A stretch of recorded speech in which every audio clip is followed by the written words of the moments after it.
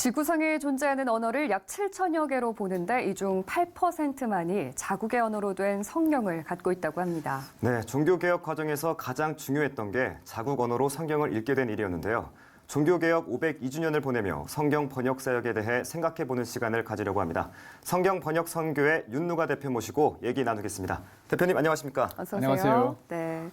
자, 먼저 성경 번역 선교회 어떤 단체인지 소개부터 해주시죠. 성경 번역 선교회는 윌리엄 캐머런 타운샌드라는 분에 의해서 시작됐는데요.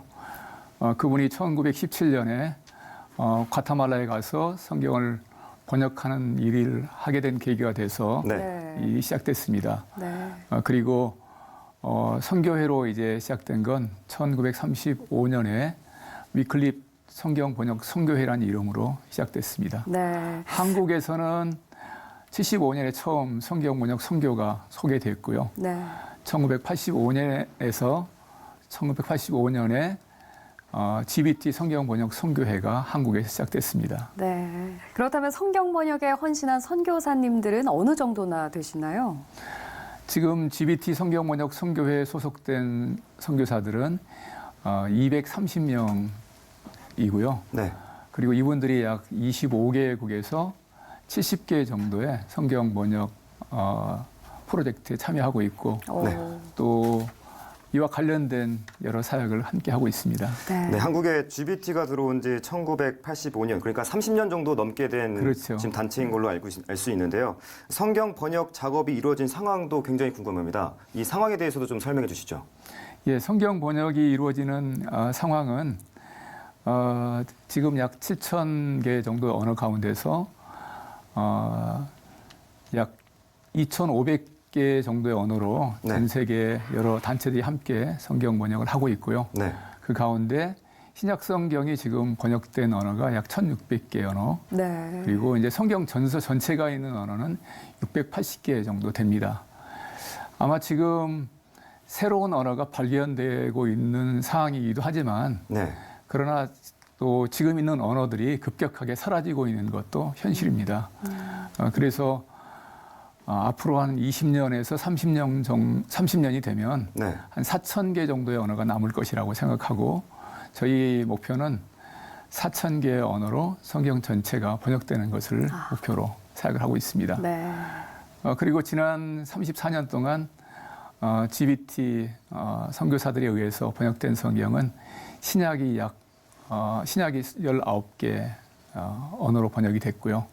구약이 성경 전체가 네. 1개의 언어로 번역됐습니다. 우리가 성경 번역이라고 생각하면 이제 그 나라의 언어로 바꾸는 거다 이렇게 이야기가 쉬운데 또 그게 다가 아니라면서요. 성경이 그 나라 언어로 이제 번역되는 건 사실이지만 네. 번역되는 과정에서 많은 과정들이 필요합니다.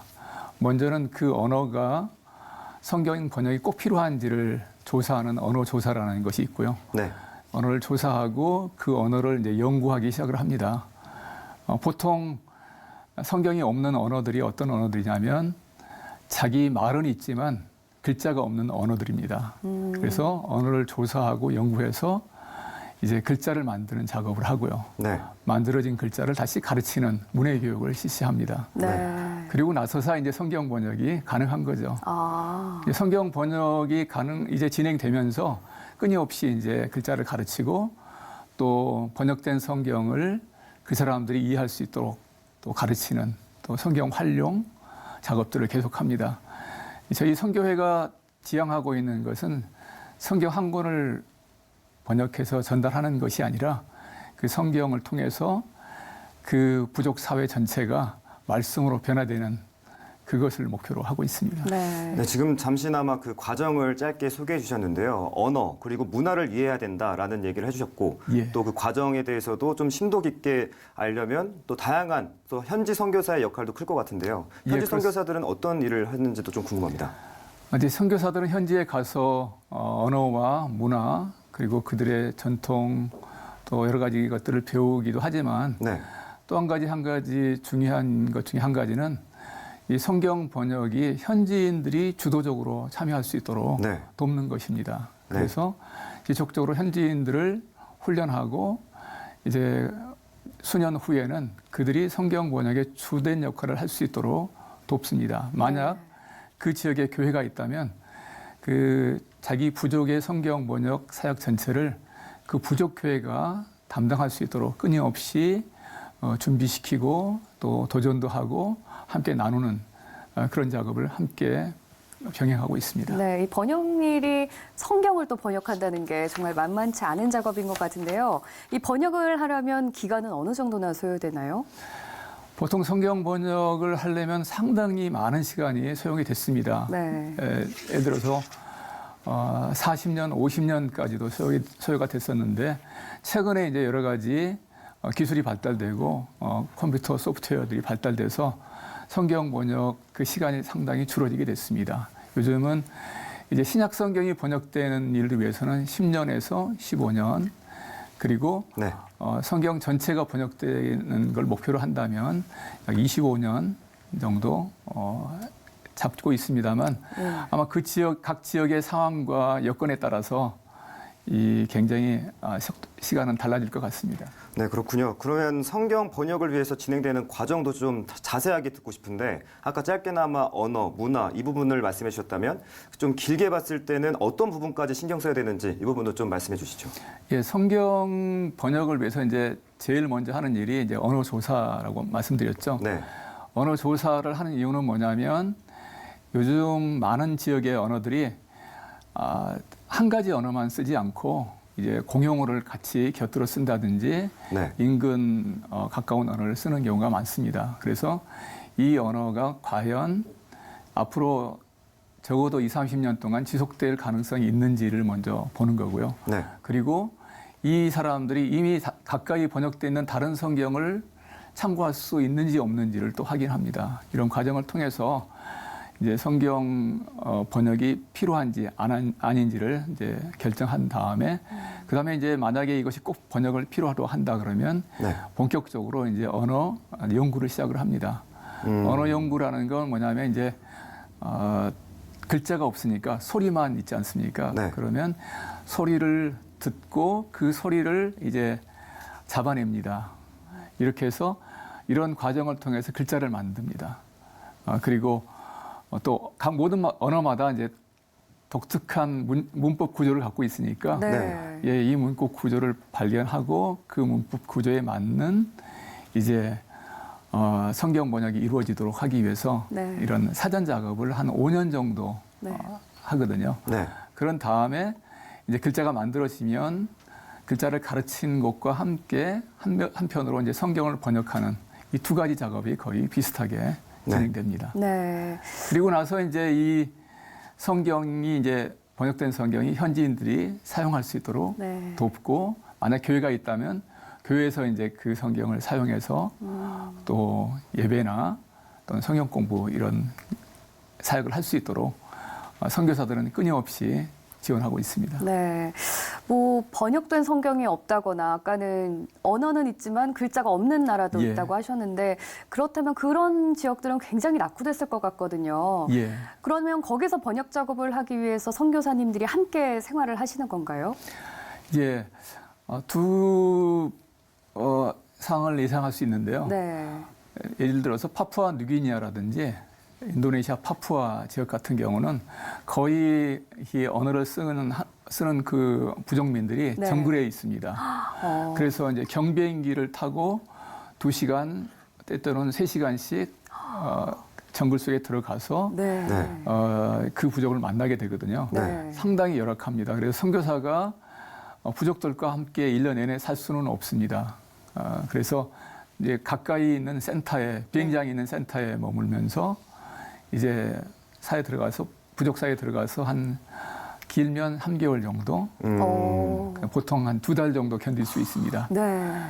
그리고 이렇게 정글과 센터를 왔다 갔다 하면서 이제 사역을 하고 있고요. 그 외에 만약 그 부족들이 정글이라든지 이렇게 아주 외진 곳이 아닌 지역에 살고 있다면 가까이 있는 읍내라든지 네. 또 그 부족이 살고 있는 동네에 들어가서 살면서 번역을 진행합니다. 그래서 이제 필요한 게 뭐냐면 정글에 들어가는 선교사들을 위해서 네. 비행기 조종사들이 필요합니다. 그래서 비행장에는 그 정글 비행을 하는 비행기가 있고요. 네. 그 비행사로 지원한 분들이 그 비행기를 조종합니다. 이 GBT 소속 선교사들 가운데는 그 비행기를 정비하는 정비사 선교사가 있고요. 비행장에서 각 정글 지역으로 이제 비행기를 보내고 또 받는 그 전체 항공 스케줄을 조정하는 항공 관제사로 또 일하는 선교사가 있습니다. 모두 이렇게 선교사님들도 구성이 예, 되어 그렇습니다. 있군요. 예, 그분들은 이제 보통 우리나라에서 네. 공군 조종사 출신이시든지 네. 아니면 정비사 출신이었던 분들이 많습니다. 네. 한국에서는 팬텀기를 조종했지만 거기서는 10명, 15명 타는 네. 그런 정글 작은 비행기를 조종합니다. 거의 2, 3개월씩 정글을 왔다 갔다 하려면 선교사님들도 물론 전문가님들도 계시겠지만 어느 정도 교육이나 훈련이 좀 필요할 것 같거든요. 따로 받는 교육이 있으신가요? 예, 저희 이제 선교사들은 기본적으로 이제 한국에서 성경에 대한 네. 교육을 또는 신학교에서 교육을 받는다든지 이런 기본 교육을 합니다. 그리고 선교사로서 훈련을 끝내죠. 그리고 나서는 이제 성경을 번역해야 되기 때문에 언어학 공부를 합니다.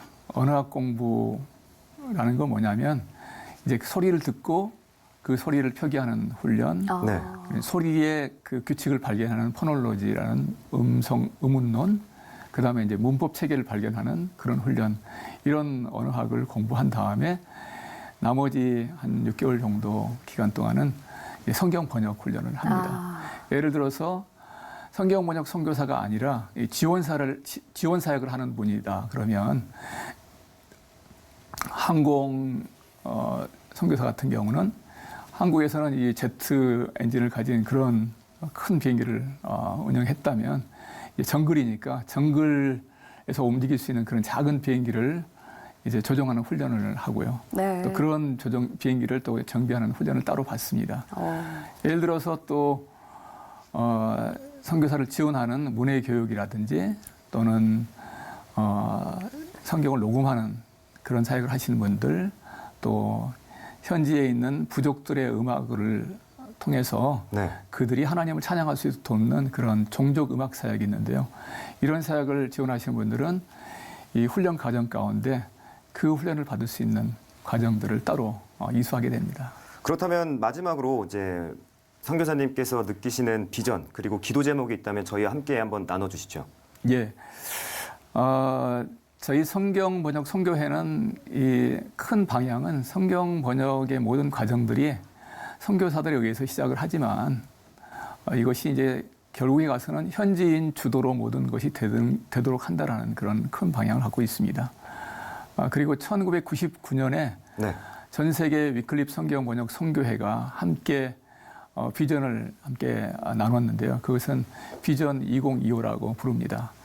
2025년까지 전 세계 모든 남아있는 언어로 성경 번역이 진행되도록 한다라는 것이거든요. 그래서 이 비전에 의해서 끊임없이 새로운 성경을 번역해야 할 부족들을 찾아내고 네. 성경 번역이 시작되도록 돕습니다.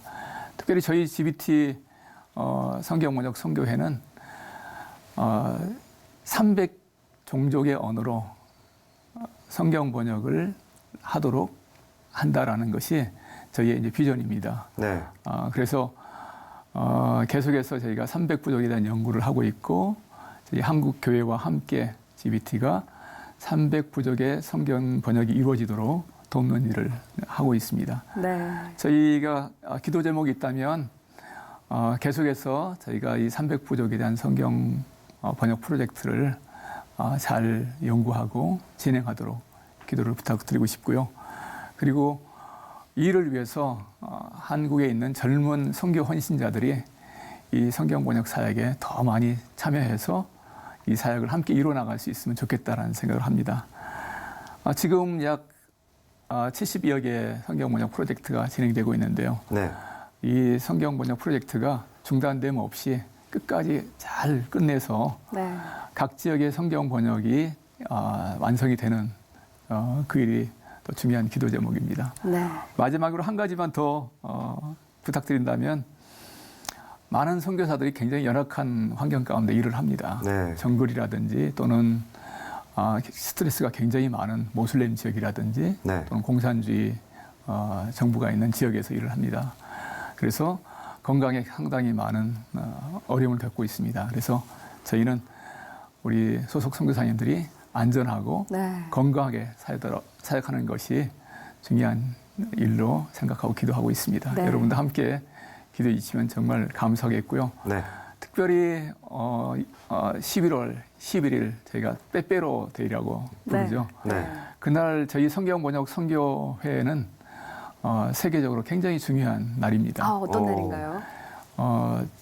저희 위클립 성경 번역 선교회와 GBT가 함께 이 날을 세계 기도의 날로 지키고 있습니다. 네.